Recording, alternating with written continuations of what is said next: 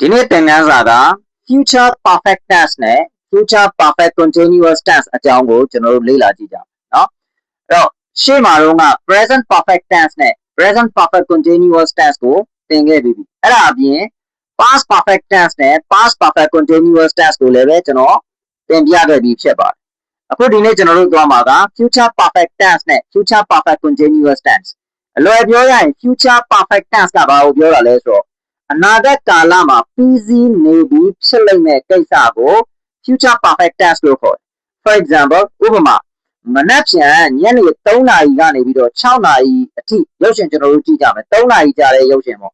ဒါဆိုလို့ရှိရင်ညနေ6နာရီဆိုရင်ဘာဖြစ်နေမလဲမနက်ဖြန်ညနေ6နာရီရုပ်ရှင်ကြည့်လို့ပြီးစီးနေလိမ့်မယ်ရုပ်ရှင်ပြီးသွားလိမ့်မယ်ညနေ6နာရီဆိုလို့ရှိရင်အဲ့ဒီအခါမှာ future perfect tense ကိုကျွန်တော်တို့သုံးရ future perfect tense ကိုကျွန်တော်တို့အရင်ကြည့်ကြဟုတ်ပြီနော်future perfect tense ရဲ့ verb form က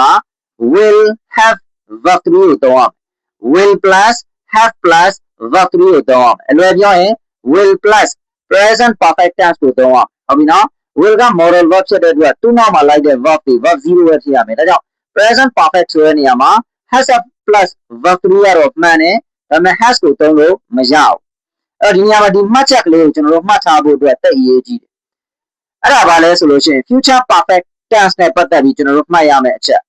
အနာဂတ်ကာလရှိအချိန်တစ်ခုဒါမှမဟုတ်အခြားလှုပ်ဆောင်ချက်တစ်ခုမစတင်မီမှာပြီးစီးနေမဲ့အလုပ်တွေကိုဖော်ပြရမှာသုံးတယ်ဒီ future perfect tense ကို example ကိုလုပ်ကြည့် by tomorrow morning မနက်ဖြန်မနက်ဆိုရင် she will have finished will have finished က future perfect tense ဖြစ်her report သူမရဲ့အစီရင်ခံစာကိုမနက်ဖြန်မနက်လောက်ဆိုရင်သူမရဲ့အစီရင်ခံစာကိုရေးသားလို့ပြီးစီးနေပြီးဖြစ်လိမ့်မယ်မနက်ဖြန်မနက်ဆိုလို့ရှိရင်အခုချိန်ကြီးကစပြီးတော့သူကပြောလိုက်တာမနက်ဖြန်မနက်ဆိုရင်ပြီးစီးနေပြီးဖြစ်လိမ့်မယ်လို့ပြောတာမနက်ဖြန်ဆိုရင်သူပြီးသွားလိမ့်မယ်အဲ့လိုအနာဂတ်ကာလမှာပြီးစီးနေပြီးဖြစ်လိမ့်မယ်ကိစ္စတွေအတွက်ကျွန်တော်တို့ကဒီ tense ကိုသုံးရတယ် future perfect tense ကိုနောက်တစ်ခုကြည့်ကြည့် I will have graduated by 2027ဟုတ်ပြီနော်အဲ့တော့ငါက2029ဆိုလို့ရှိရင်ဘွဲရပြီးဖြစ်နေလိမ့်မယ် by ဆိုတဲ့စကားလုံးကိုသုံးတာကเนาะဒီမှာ by တွေကိုသုံးတယ်အဲ့ဒီ by ရဲ့နောက်မှာလာတဲ့အချိန်တွေကိုပြတာကအဲ့ဒီအချိန်တွေထက်နောက်မကျပဲအဲ့ဒီအချိန်တွေကနောက်ဆုံးပဲဒါကြောင့် by tomorrow morning ကိုကြည့်မနက်ဖြန်မနက်ထက်နောက်မကျပဲမနက်ဖြန်မနက်ကနောက်ဆုံးအချိန်ပဲ by 2027က2029ကနောက်ဆုံးအချိန်ပဲ2029ထက်နောက်မကျဘူးအဲ့လိုပြောရင် by လို့သုံးတယ်